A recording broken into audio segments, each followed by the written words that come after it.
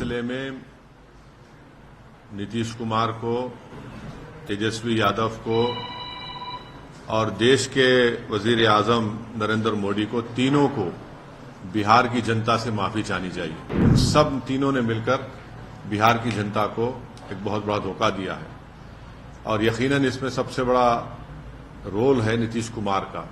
अब हम तेजस्वी यादव से पूछना चाह रहे हैं कि बताओ कैसा लग रहा है आपको? अभी आपने हमारे 4 एमएलए को तोड़ा था, अब आपको कुछ दर्द हो रहा है सीने में? अब आपको मालूम हो रहा है कि जो खेल आप हमसे खेले थे वही खेल आपसे हो गया? नीतीश कुमार तो सिर्फ अभी तो नाम के मुख्यमंत्री रहेंगे, हुकूमत चलेगी बिहार में आरएसएस की और नरेंद्र मोदी की।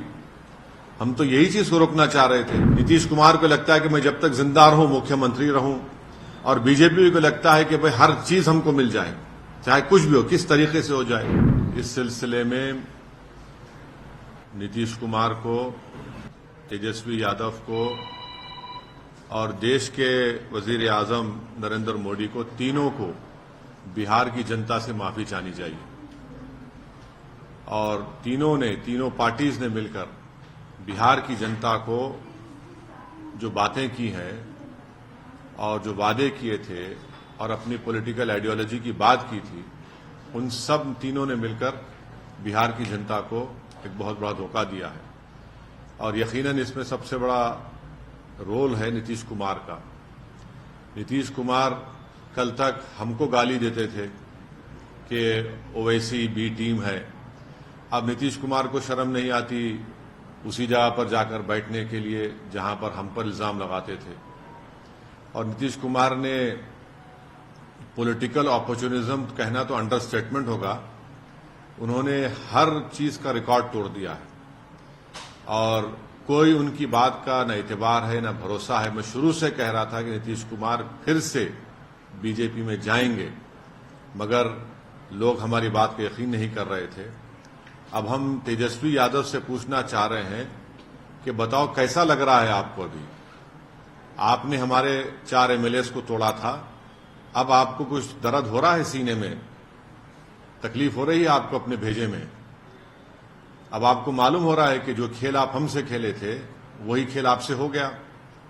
और तेजस्वी यादव और उनकी पार्टी धोखा दी है। 2 मर्तबा नीतीश कुमार को उन्होंने मुख्यमंत्री बनाया। बताइए अब क्या हासिल हुआ? आपने बीजेपी को आपने सत्ता दे दी।